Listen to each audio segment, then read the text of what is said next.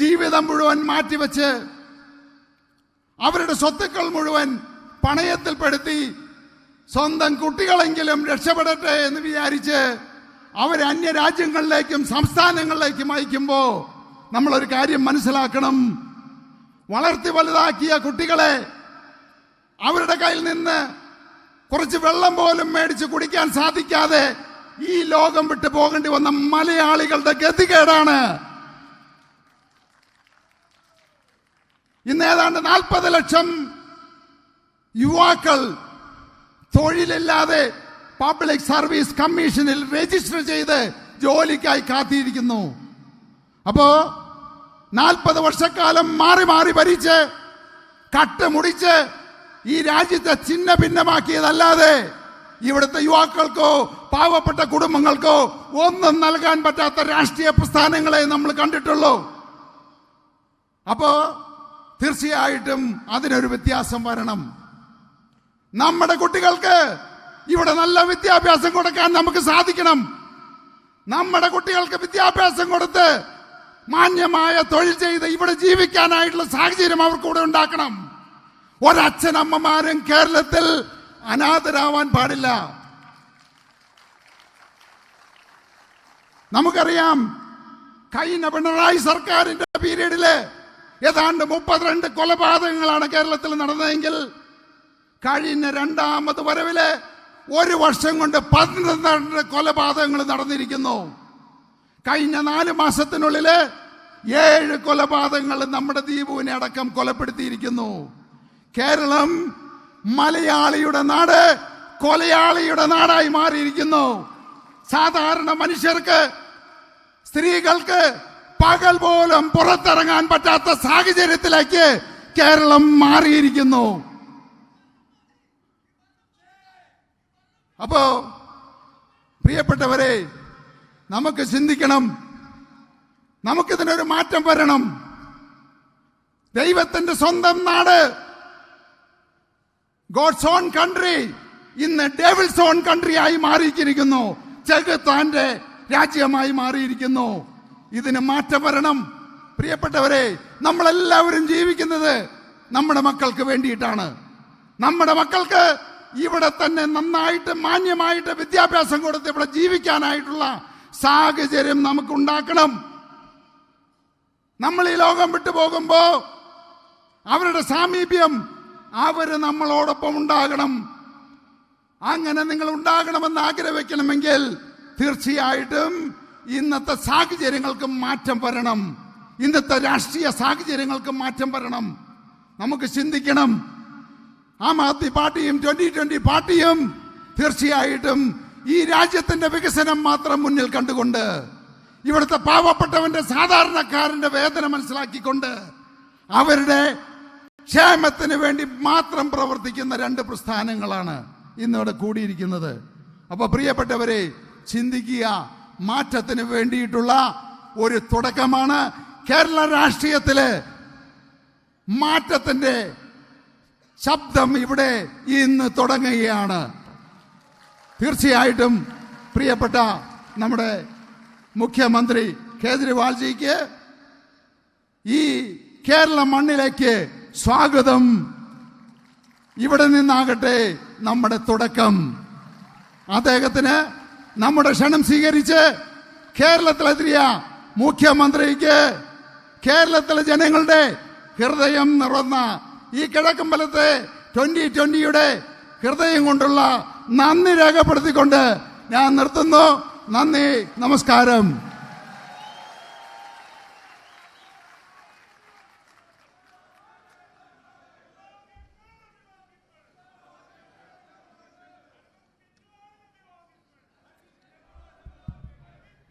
Thank you sir. ഇതൊരു ചരിത്ര നിമിഷമാണ് കേരളത്തെ സംബന്ധിച്ചിടത്തോളം, 2020 സംബന്ധിച്ചിടത്തോളം. 2020 വികസന പ്രവർത്തനങ്ങളുമായി ഒരു ദശാബ്ദം പിന്നിടുമ്പോൾ ഇന്ന് 2020യുടെ മണ്ണിൽ, കേരളത്തിൻ്റെ മണ്ണിൽ നമുക്കൊപ്പം എത്തിച്ചേർന്നിരിക്കുന്നത് ഡൽഹിയുടെ ജനകീയ മുഖ്യമന്ത്രിയാണ്. ആം ആദ്മി പാർട്ടിയുടെ അമരക്കാരൻ ശ്രീ അരവിന്ദ് കെജ്രിവാൾ ജി ഈ ജനസംഗമത്തെ അഭിസംബോധന ചെയ്ത് നിങ്ങളോട് സംസാരിക്കുന്നതാണ്. അദ്ദേഹം ഹിന്ദിയിലാണ് സംസാരിക്കുന്നത്. അദ്ദേഹത്തിൻ്റെ പ്രസംഗത്തിൻ്റെ സംക്ഷിപ്ത രൂപം അദ്ദേഹത്തിൻ്റെ പ്രസംഗത്തിന് ശേഷം തർജ്ജിമ ചെയ്ത് തരുന്നതാണ്. This is a historic moment for Kerala. After a decade, the developmental activity by 2020, the People's Chief Minister of Delhi is here with us today. Shri Arvind Kejriwal is stalwart of Aam Aadmi Party. Sir, we cordially invite you to address the gathering. एक बार जोर से मुट्ठी बंद करके हाथ ऊपर करके पूरे दिल से बोलेंगे, भारत माता की, भारत माता की, इनकलाब, इनकलाब, वंदे वंदे।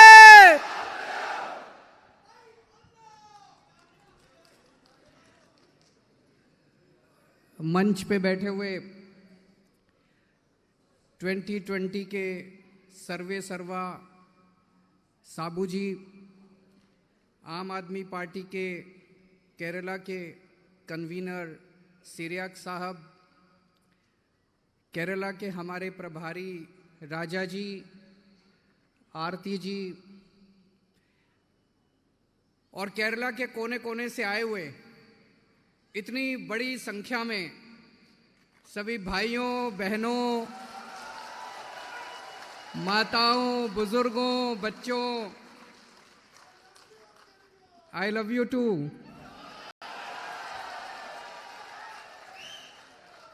आप सब लोगों को नमस्कारम।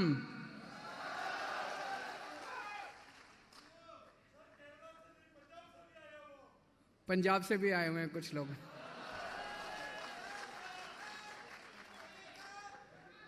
सबसे पहले मैं पूछना चाहता हूं, आप में से कितने लोगों को हिंदी समझ में आती है? मैं हिंदी में बोलूं? ट्रांसलेशन की जरूरत तो नहीं है? पक्का? जिन लोगों को हिंदी नहीं आती है वो अपने पड़ोसी से थोड़ा सा, पड़ोस में जो बैठा उससे बात कर ले। Thank you so much. मैं आज सोच रहा था, जब मैं यहाँ आया था मुझे बड़ा डर लग रहा था कि मेरे को मलयालम नहीं आती है, मैं कैसे बात करूँगा, इतने अच्छे लोग हैं। तो मैं हिंदी में बात करूँगा। जिन जिन दोस्तों को, भाइयों बहनों को हिंदी नहीं आती वो अपने पड़ोसी से, जिसको आती है उससे थोड़ा सा समझ ले। Kerala, God's own country. भगवान केरला से बहुत प्यार करते हैं। भगवान ने सब कुछ दिया केरला को।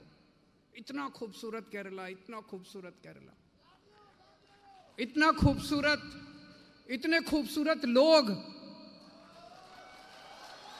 सच ब्यूटीफुल पीपल, इतने खूबसूरत लोग केरला को दिए।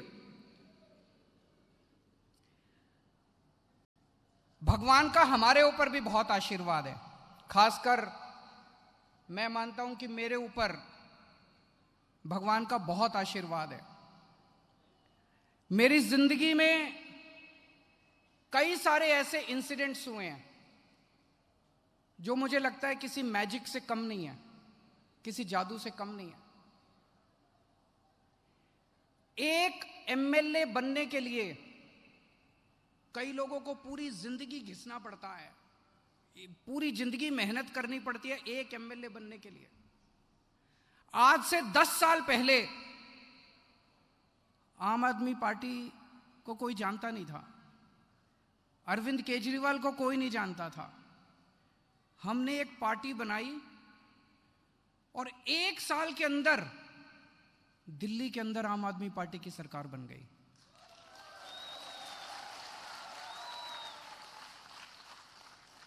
मैजिक है कि नहीं है? लोग कहते हैं केजरीवाल ने किया। केजरीवाल ने नहीं किया, ऊपर वाले ने किया, ऊपर वाले ने किया, भगवान ने किया, ऊपर वाले का करिश्मा है। और फिर एक बार सरकार नहीं बनी, 3 बार दिल्ली के अंदर सरकार बन गई, 3 बार दिल्ली के अंदर सरकार, और फिर पंजाब के अंदर सरकार बन गई। अब केरला में बनानी है कि नहीं बनानी? किस किस को केरला में सरकार बनानी है, हाथ खड़े करें। उधर से लोग हाथ खड़े नहीं कर रहे। हम लोग सच्चाई के रास्ते पे चल रहे हैं, हम लोग ईमानदारी के रास्ते पे चल रहे हैं, हम लोग इंसानियत के रास्ते पे चल रहे हैं। इसलिए ऊपर वाला हमें साथ दे रहा है, इसलिए ऊपर वाले का हमारे को आशीर्वाद है। जैसा मैंने कहा, मेरी जिंदगी में कई ऐसे इंसिडेंट्स हुए, कई बार लगता है कि मैजिक हुआ। एक बार जब हम अन्ना हजारे जी के साथ भ्रष्टाचार का आंदोलन कर रहे थे, पहले अन्ना जी फास्ट पे बैठे, फिर मैंने 15 दिन का फास्टिंग किया, 15 दिन का अनशन किया, 15 डेज। मैं डायबिटीज का मरीज हूं, शुगर की बीमारी है, डेली इंसुलिन लेता हूं, 50 यूनिट्स ऑफ इंसुलिन। डायबिटीज का मरीज अगर 3 घंटे खाना ना खाए तो उसकी शुगर बहुत गिर जाती है और उसकी डेथ भी हो सकती है। तो जब मैंने 15 दिन का अनशन किया तो सारे डॉक्टर्स ने कहा कि ये जिंदा नहीं बचेगा, एक डायबिटीज का मरीज इतना लंबा फास्टिंग नहीं कर सकता, इसकी शुगर गिर जाएगी, ये मर जाएगा। पर मैं तो जिंदा खड़ा हूं आप लोगों के सामने।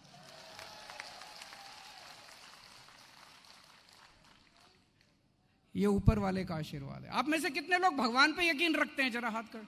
कौन कौन भगवान को मानता है? भगवान का आशीर्वाद है हमारे ऊपर। अभी दिल्ली में जब हमने चुनाव लड़े, हमारी नई नई पार्टी थी, पैसे भी नहीं थे हमारे पास, गरीब पार्टी थी, गरीब लोग थे, कैंडिडेट्स भी नहीं थे। दिल्ली में बड़े बड़े 4 time MLA, 5 time MLA, ministers, Sheila Dikshit उस टाइम थी। और हमारे कैंडिडेट क्या थे? एक शालीमार बाग जैसे कंस्टिट्यूएंसी, वहां से एक हाउसवाइफ खड़ी हुई, उसने 4 टाइम एमएलए को हरा दिया।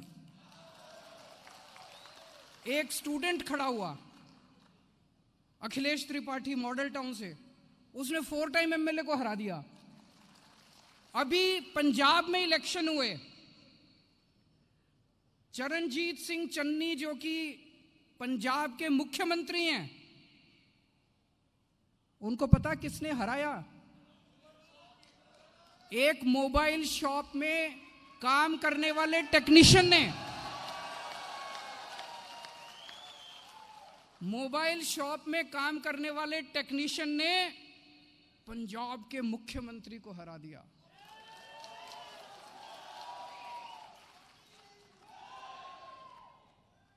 ये ऊपर वाले का कमाल है कि नहीं है? ऊपर वाले का कमाल है। एक कंस्टिट्यूएंसी अमृतसर में, एक कंस्टिट्यूएंसी में नवजोत सिंह सिद्धू खड़े हुए, उधर अकाली दल से मजीठिया बहुत बड़े, बहुत पावरफुल पॉलिटिशियन है अकाली दल के, बादल साहब के साले साहब लगते हैं मजीठिया। उन दोनों को एक कंस्टिट्यूएंसी से एक हमारी छोटी सी कार्यकर्ता ने हरा दिया, एक लेडी है। जब आप सच्चाई के रास्ते पे चलते हो, जब आप ईमानदारी से काम करते हो, तो ऊपर वाला आपका साथ देता है। ये इस दुनिया की सारी ताकतें आपका साथ देती हैं।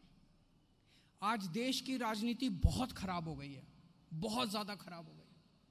इतना करप्शन, इतना करप्शन, इतना लूट है कि नहीं है? गुंडागर्दी, चारों तरफ करप्शन ही करप्शन है। हमें राजनीति करनी नहीं आती।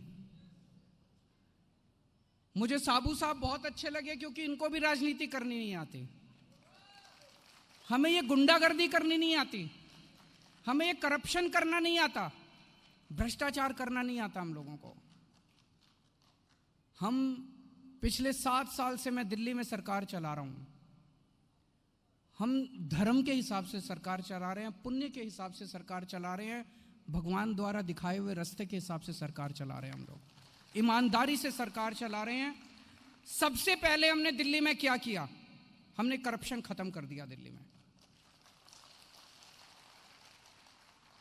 पहले दिल्ली में अगर आपको कोई भी काम कराना होता था सरकार से, आपको राशन कार्ड बनवाना है, आपको बिजली का कनेक्शन लेना है, पानी का कनेक्शन लेना है, आपको कास्ट सर्टिफिकेट बनाना है, बर्थ सर्टिफिकेट, डेथ सर्टिफिकेट, हर चीज में रिश्वत देनी पड़ती थी। देनी पड़ती है यहां पे कि नहीं देनी पड़ती है? केरला में करप्शन है कि नहीं है?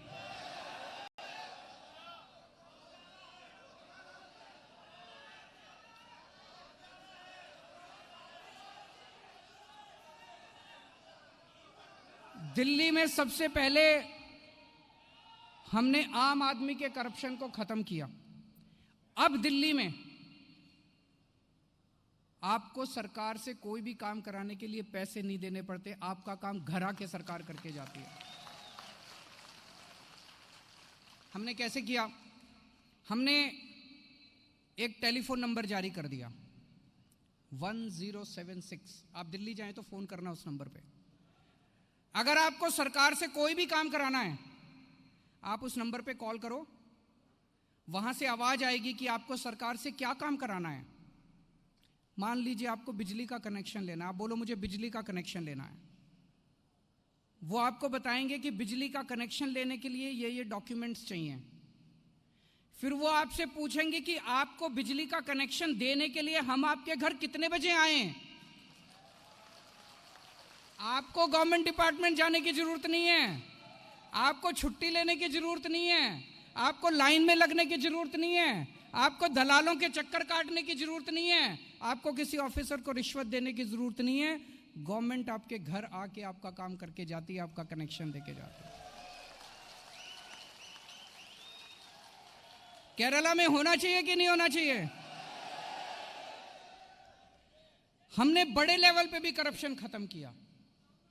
पहले क्या होता था, 100 करोड़ का प्रोजेक्ट 1000 करोड़ का बनाते थे ऑफिसर्स, 1000 करोड़ का बनाते थे। ये सारा पैसा खा जाते थे, पॉलिटिशियन भी खा जाते थे, नेता भी खा जाते थे, ऑफिसर भी खा जाते थे।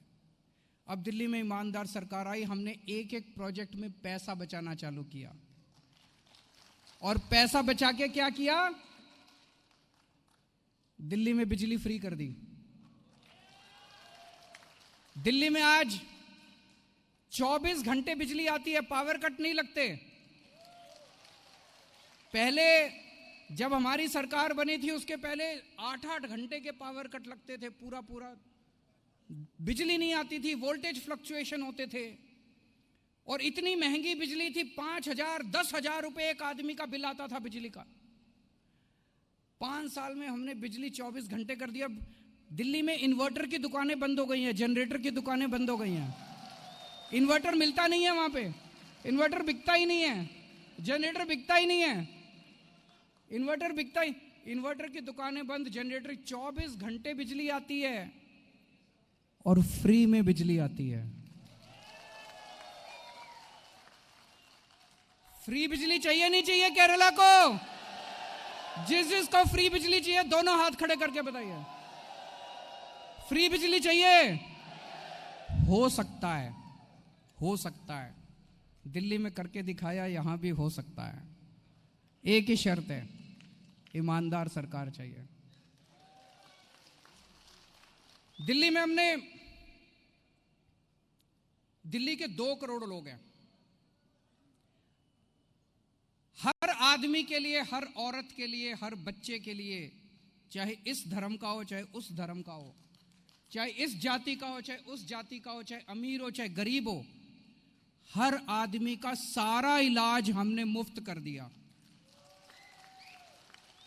आपको अगर बुखार है, आपके घर के पास हमने मोहल्ला क्लिनिक खोल, मोहल्ला क्लिनिक सुना आप लोगों ने? हमने आपके घर के पास मोहल्ला क्लिनिक खोल दिया। मोहल्ला क्लिनिक में जाइए, दवाई लेके आइए, दवाई free, test free, doctor free, सब फ्री। आपको कैंसर हो गया मान लीजिए, आपकी किडनी खराब हो गई, किडनी ट्रांसप्लांट कराना है, आपको कोई बड़ा ऑपरेशन कराना है, 30 लाख रुपए 40 लाख रुपए का भी अगर खर्चा आएगा, चिंता करने की जरूरत नहीं है, दिल्ली सरकार सारा पैसा देती है। हर आदमी का, हर दिल्ली के हर नागरिक का सारा इलाज, सबका इलाज सरकारी हॉस्पिटल में मुफ्त है।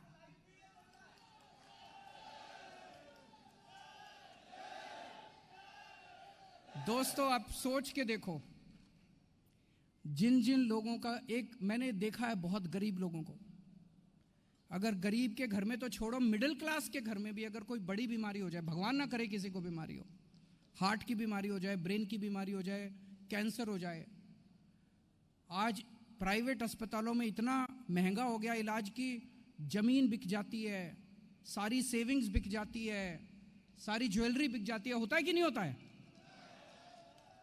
जिन लोगों का हमने इलाज कराया, डेली दिल्ली के अंदर इतने लोग अस्पतालों में इलाज कराने जाते हैं, कितनी दुआएं देते हैं वो लोग हमें, कितना आशीर्वाद देते हैं हमें। यही तो भगवान की सच्ची पूजा है कि नहीं है? यही तो भगवान की सच्ची पूजा है, यही तो धर्म है।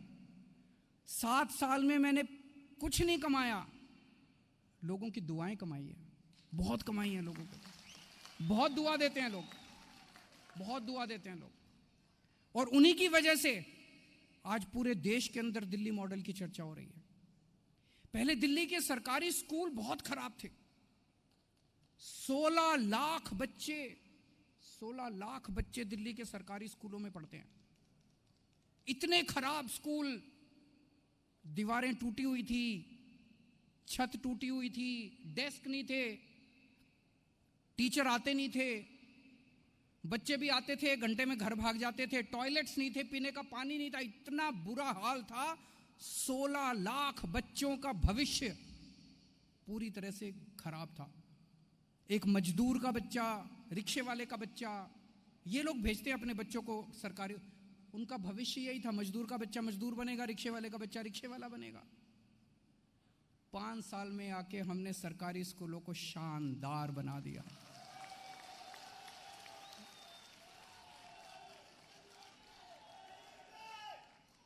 बहुत अच्छे स्कूल हो गए हैं सरकारी स्कूल।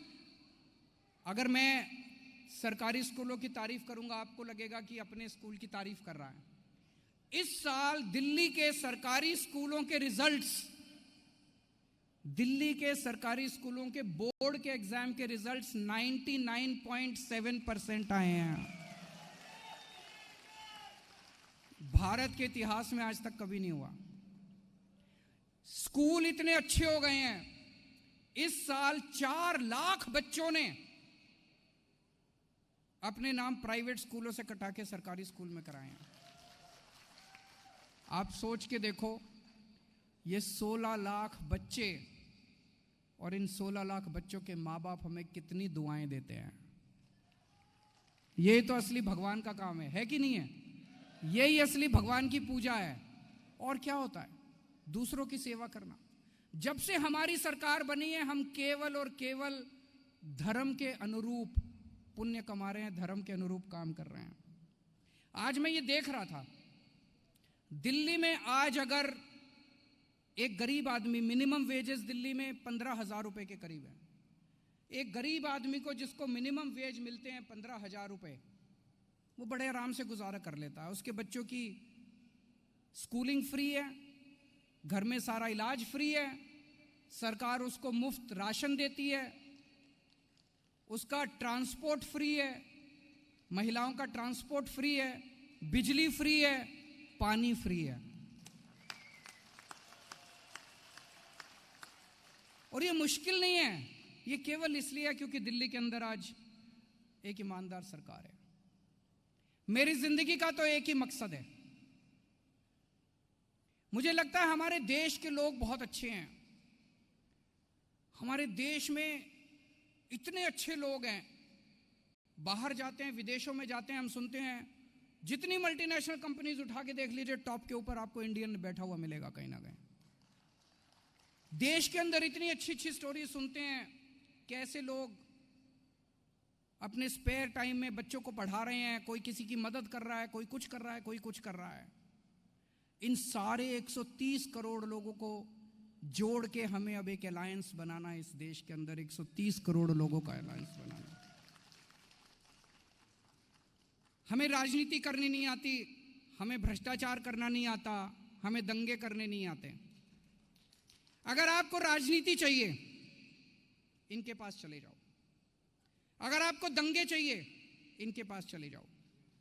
अगर आपको भ्रष्टाचार करप्शन चाहिए, इनके पास चले जाओ। अगर आपको तरक्की चाहिए, स्कूल चाहिए, हॉस्पिटल चाहिए, तो आप हमारे पास आ जाओ। आज इतनी बेरोजगारी है, इतनी बेरोजगारी है चारों तरफ।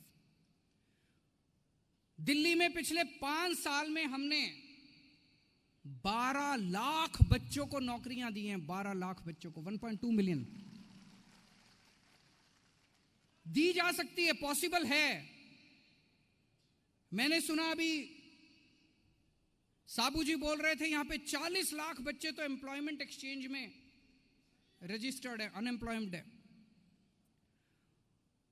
ये दूसरी पार्टी वाले आपके बच्चों को कभी नौकरी नहीं देंगे, ये आपके बच्चों को कभी शिक्षा नहीं देंगे। क्यों? इनको अपनी पार्टी में दंगे कराने के लिए, लफंगई कराने के लिए लोग चाहिए। ये दूसरी पार्टी वाले आपके बच्चों को कभी नहीं पढ़ाएंगे, कभी अच्छी नौकरी नहीं देंगे, क्योंकि इनको दंगे कराने हैं, लफंगई करानी है, गुंडागर्दी करनी है। हम लोग शरीफ लोग हैं, हमें गुंडागर्दी नहीं करनी है, हमें करनी भी नहीं आती, हमें करनी भी नहीं है।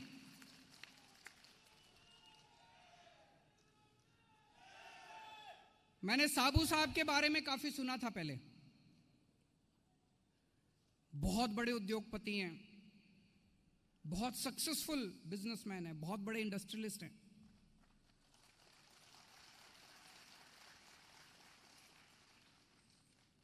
इतने बड़े इंडस्ट्रियलिस्ट को एक पंचायत के अंदर आके काम कराने की क्या जरूरत थी? है कि नहीं है? है कि नहीं है? इतने बड़े इंडस्ट्रियलिस्ट को, आज हमारे देश में जितने इंडस्ट्रियलिस्ट हैं, कोई कहता है मैं नंबर 1 बन गया, कोई कहता है अब दुनिया का नंबर 5 में आ गया, कोई होड़ लगी हुई है, हवस लगी हुई है उन लोगों को। ये एक ऐसा शख्स है जो बिजनेसमैन होते हुए कहता है मैं पंचायत की सड़क बनवाऊंगा। वो कहता है मैं गरीबों को उनके घर दूंगा। आज मैं गया इनका काम देखने के लिए, अभी तक तो सुना था, मैं अभी वहीं से आ रहा हूं, इनका काम देख के आ रहा हूं। ये लोगों को सस्ता सामान देते हैं, महंगाई से बचाते हैं। उस पंचायत की इन्होंने सड़कें इतनी अच्छी कर दी, स्कूल अच्छा कर दिया। पहले उस पंचायत पे 36 लाख रुपए का घाटा था, आज उस पंचायत के 14 करोड़ रुपए बैंक में फिक्स डिपॉजिट में।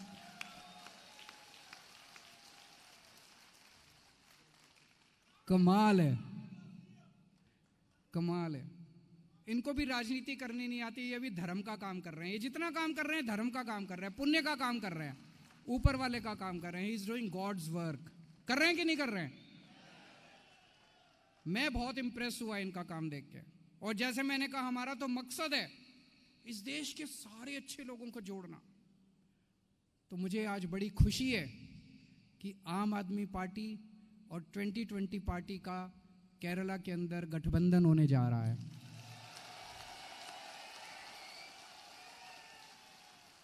अब हम सब लोगों को मिलके केरला को बदलना है। पहले दिल्ली को बदला, फिर पंजाब के लोगों ने मौका दिया, अब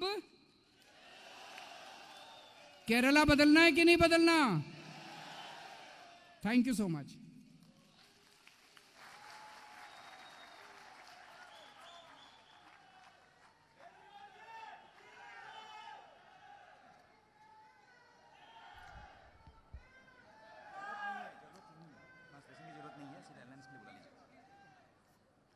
എല്ലാവർക്കും നമസ്കാരം. അദ്ദേഹത്തിന്റെ പ്രസംഗത്തിന്റെ ഒരു സംക്ഷിപ്ത രൂപം വളരെ ചുരുങ്ങിയ രൂപത്തിൽ നിങ്ങളുടെ മുന്നിൽ അവതരിപ്പിക്കുകയാണ്. എല്ലാവരും റെഡിയല്ലേ? കേരളത്തിൽ വരാൻ പറ്റിയതിൽ എനിക്ക് അതിയായ സന്തോഷമുണ്ട്. ഇത് ദൈവത്തിന്റെ മനോഹരമായ നാടാണ്. അതുപോലെ ദൈവം എന്നോടും ആം ആദ്മി പാർട്ടിയോടും പ്രത്യേകമാം വിധം കരുണ കാട്ടിയിരിക്കുന്നു. വളരെ അസാധാരണവും അവിശ്വസനീയവുമായ നിരവധി സംഭവങ്ങൾ എൻ്റെ ജീവിതത്തിൽ ഉണ്ടായിട്ടുണ്ട്. ചില നേതാക്കൾ ഒരു MLA ആകണമെങ്കിൽ പോലും അവരുടെ ജീവിതം മുഴുവനും ചെലവഴിക്കേണ്ടതായി വരും. എന്നാൽ ആം ആദ്മി പാർട്ടി തുടർച്ചയായി 3 തവണ ഡൽഹിയിൽ തിരഞ്ഞെടുപ്പുകൾ വിജയിച്ചു. ഇപ്പോൾ പഞ്ചാബിലും സർക്കാർ രൂപീകരിച്ചിരിക്കുന്നു. ഒരു പ്രമേഹ രോഗി ആയിരുന്നിട്ട് കൂടി ഇന്ത്യ എക്സ്റ്റൻഷൻ കറപ്ഷൻ ക്യാമ്പയിൻ കാലത്ത് 15 ദിവസം ഞാൻ നിരാഹാര അനുഷ്ഠിച്ചിട്ടുണ്ട്. 15 ദിവസം പട്ടിണി കിടന്നിട്ടും ഞാൻ ഇപ്പോഴും ജീവിച്ചിരിക്കുന്നു. ഇത് തീർച്ചയായും ദൈവത്തിൻ്റെ ഇടപെടൽ കൊണ്ട് മാത്രമാണ്. ഞങ്ങൾക്ക് പണവും മറ്റ് വിഭവങ്ങളും ഇല്ലാതിരുന്നതിനാൽ ഞങ്ങൾക്കൊപ്പം ആളുകൾ കുറവായിരുന്നു. ഞങ്ങൾക്കൊപ്പം തിരഞ്ഞെടുപ്പിൽ മത്സരിച്ചവരും വിജയിച്ചവരും സാധാരണക്കാർ മാത്രമായിരുന്നു. ഇതൊക്കെ സംഭവിച്ചത് ഞങ്ങൾ അത്യാഗ്രഹികളും അധികാരക്കൊതിയുള്ളവരും അല്ലാത്തതുകൊണ്ടാണ്. ഞങ്ങൾ വളരെ സത്യസന്ധതയോടുകൂടിയും അർപ്പണ മനോഭാവത്തോടു കൂടിയും ജനങ്ങൾക്ക് വേണ്ടി പ്രവർത്തിച്ചു. അതുകൊണ്ട് തന്നെയാണ് ദൈവത്തിൻ്റെ അനുഗ്രഹങ്ങൾ ഞങ്ങൾക്കൊപ്പം ഉള്ളതും ഉയരത്തിൽ നേട്ടങ്ങൾ കൈവരിക്കാനാകുന്നതും. ആദ്യത്തെ പ്രാവശ്യം ഞങ്ങൾ തിരഞ്ഞെടുക്കപ്പെട്ടപ്പോൾ ഞങ്ങളുടെ സർക്കാർ 49 ദിവസം മാത്രമാണ് നിലനിന്നത്.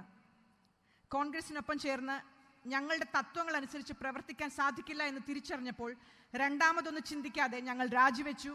ഞങ്ങൾ നിലനിൽക്കുന്നത് അധികാരത്തിന് വേണ്ടിയല്ല. രാജ്യത്തിൻ്റെ രാഷ്ട്രീയം അനുദിനം മോശമായിക്കൊണ്ടിരിക്കുകയാണ്. എല്ലായിടത്തും ഗുണ്ടാ സംഘങ്ങളും കുറ്റവാളികളുമുണ്ട്. എല്ലാ ദിവസവും കുറ്റകൃത്യങ്ങളും കൊലപാതകങ്ങളിലും ഏർപ്പെടുന്ന ഗുണ്ടാ സംഘങ്ങളും ഗുണ്ടകളും നിറഞ്ഞതാണ് ഈ രാഷ്ട്രീയ പാർട്ടികൾ. ഒരു സാധാരണക്കാരൻ്റെ ജീവിതം ഇവർ ബുദ്ധിമുട്ടാക്കുന്നു. അവർ ജനങ്ങളുടെ ജീവിതം ദുസ്സഹമാക്കുന്നു. ഈ പാർട്ടികളും അവരുടെ നേതാക്കളും പൗരന്മാർക്ക് ഭാരമായി മാറിയിരിക്കുകയാണ്. മറുവശത്ത് രാഷ്ട്രീയം എങ്ങനെ ചെയ്യണമെന്ന് ഞങ്ങൾക്കറിയില്ല. ഞങ്ങൾ ദൈവഹിതം പിന്തുടരുന്നത് പോലെ ജീവകാരുണ്യ പ്രവർത്തനങ്ങൾ നടത്തുന്നത് പോലെയാണ് സർക്കാർ മുന്നോട്ട് കൊണ്ടുപോകുന്നത്. അധികാരത്തിൽ വന്നയുടൻ ഞങ്ങൾ അഴിമതി ഇല്ലാതാക്കി. മുമ്പ് സർക്കാർ ഓഫീസുകളിൽ നിന്നും കാര്യങ്ങൾ നടത്തിയെടുക്കാൻ ആളുകൾ ഒരുപാട് കഷ്ടപ്പെട്ടിരുന്നു. അഴിമതി ഇല്ലാതാക്കി ദുരിതം അനുഭവിക്കുന്ന ജനങ്ങളെ സഹായിക്കാൻ ഞങ്ങൾ ഒരുപാട് പ്രവർത്തിച്ചു. ഞങ്ങൾ സർക്കാരിനായി ധാരാളം പണം ലാഭിച്ചു. മുമ്പ് 100 കോടിയുടെ പ്രവൃത്തിക്ക് സർക്കാർ 1000 കോടിയുടെ ടെൻഡർ നൽകിയിരുന്നു. ഇത്തരം പ്രവണതകൾ ഇല്ലാതാക്കിയും പദ്ധതികൾ കൃത്യസമയത്ത് പൂർത്തിയാക്കിയും ഞങ്ങൾ ധാരാളം പണം ലാഭിച്ചു. ഡൽഹിയിൽ ഇപ്പോൾ 24 മണിക്കൂർ സൗജന്യ വൈദ്യുതി ഉണ്ടെന്നത് നിങ്ങൾക്ക് വിശ്വസിക്കാനാകുമോ? തികച്ചും 0 രൂപയുടെ വൈദ്യുതി ബില്ലാണ് ആളുകൾക്ക് ലഭിക്കുന്നത്. ഡൽഹിയിലെ ഓരോ പൗരന്റെയും ജീവിത നിലവാരം ഉയർത്താൻ ഞങ്ങൾ പ്രവർത്തിച്ചിട്ടുണ്ട്. അവർക്ക് ലോകോത്തര വിദ്യാഭ്യാസവും ലോകോത്തര ആരോഗ്യ സേവനവും നൽകി. ജനങ്ങൾക്കായി നിരവധി തൊഴിലവസരങ്ങളും ഞങ്ങൾ സൃഷ്ടിച്ചിട്ടുണ്ട്. മിനിമം വേതനം ലഭിക്കുന്ന ദരിദ്രരിൽ ഏറ്റവും ദരിദ്രർക്ക് ഡൽഹിയിൽ സമാധാനപരമായ ജീവിതം നയിക്കാനാകും. ലോകത്തെ 1-ാം നമ്പർ രാഷ്ട്രമായി ഇന്ത്യയെ നയിക്കുക എന്നാണ് എൻ്റെ ജീവിത ലക്ഷ്യം. അതുപോലെ സാബുജിയും 2020യും ചെയ്യുന്ന വികസന പ്രവർത്തനങ്ങൾ എന്നെ വളരെയധികം പ്രചോദിപ്പിക്കുന്നു. അദ്ദേഹം ചെയ്യുന്നതെല്ലാം പാവപ്പെട്ടവർക്ക് വേണ്ടിയാണ്. ജനങ്ങളുടെ പണം ജനങ്ങളുടെ ക്ഷേമത്തിനായി ചെലവഴിക്കുന്നുവെന്ന് അദ്ദേഹം ഉറപ്പാക്കുന്നു. അഴിമതിയില്ല.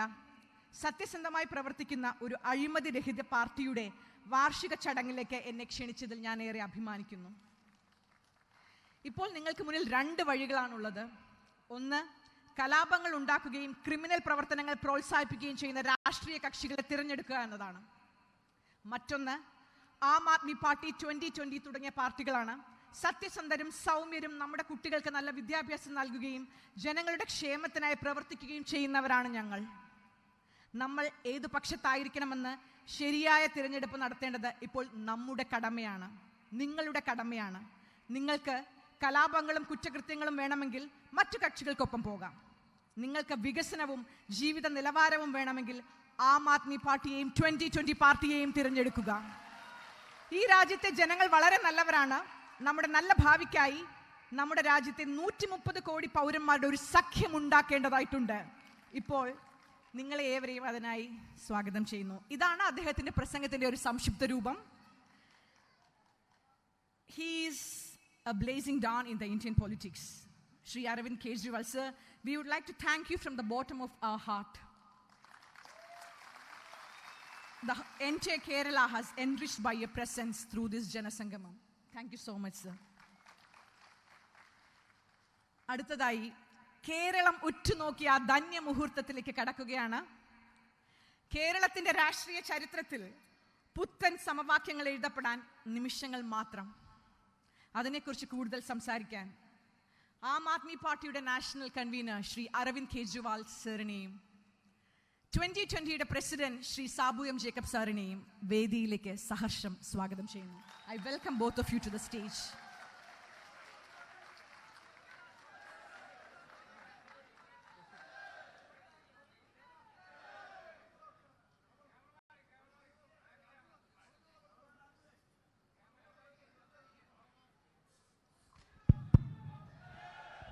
हेलो, आज मैं समझता हूं कि केरला के लिए एक बहुत सुनहरी दिन है, बहुत इम्पोर्टेंट दिन है, जब आम आदमी पार्टी और 2020 पार्टी का अलायंस होने जा रहा है.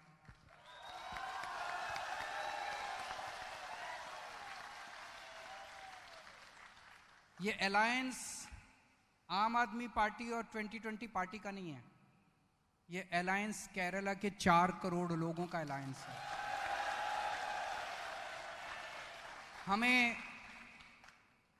4 करोड़ लोगों को के साथ मिलके एक नया केरला बनाना है. जैसे दिल्ली को बदला, पंजाब के लोगों ने मौका दिया, वैसे ही अब केरला को भी बदलना है. तो केरला में अब 4 पॉलिटिकल अलायंस होंगे, एलडीएफ, यूडीएफ, एनडीए और हमारे अलायंस का नाम होगा पीपल्स वेलफेयर अलायंस.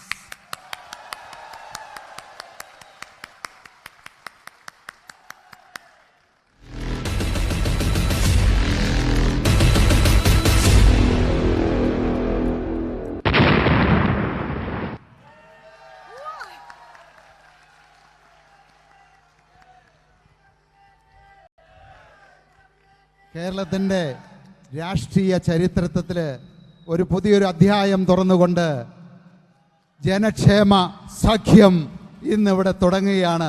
PWA. ഒരു കാര്യം ഞാൻ ഉറപ്പു തരുന്നു, ഇവിടുത്തെ പാവപ്പെട്ട സാധാരണക്കാരായ ജനങ്ങൾക്ക് സമാധാനത്തോടെ സന്തോഷത്തോടെ ഈ കേരള മണ്ണിൽ ജീവിക്കാനായിട്ടുള്ള ഒരു സാഹചര്യം ഉണ്ടാക്കുക എന്നുള്ളതാണ് PWAയുടെ ലക്ഷ്യം. ഈ രാജ്യത്തിന്റെ വികസനത്തിന് വേണ്ടി, ജനങ്ങളുടെ ക്ഷേമത്തിന് വേണ്ടിയിട്ട് ഞങ്ങൾ പ്രതിജ്ഞാബദ്ധരാണെന്ന് ഇതോടെ പ്രതിജ്ഞ ചെയ്തുകൊണ്ട് എല്ലാവർക്കും നന്ദി രേഖപ്പെടുത്തുന്നു.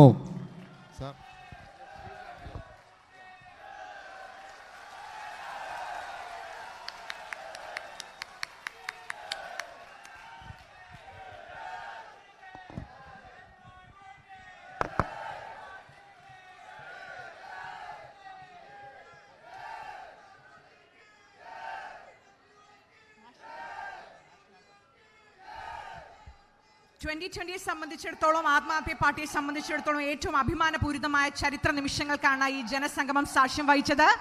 കേരളത്തെ വികസനത്തിന്റെ വിഹായസിലേക്ക് നയിക്കാൻ എന്നും ജനക്ഷേമ സഖ്യം ഒപ്പമുണ്ടാകുമെന്ന് ഉറപ്പു നൽകിക്കൊണ്ട് ഈ ജനസംഗമത്തിന്റെ ഒരു സ്നേഹോപഹാരം ശ്രീ അരവിന്ദ് ജിക്ക് സമർപ്പിക്കുന്നതിനായി 2020 പാർട്ടിയുടെ president Shri Sabu M Jacob സാറിനെ സ്വാഗതം ചെയ്യുന്നു.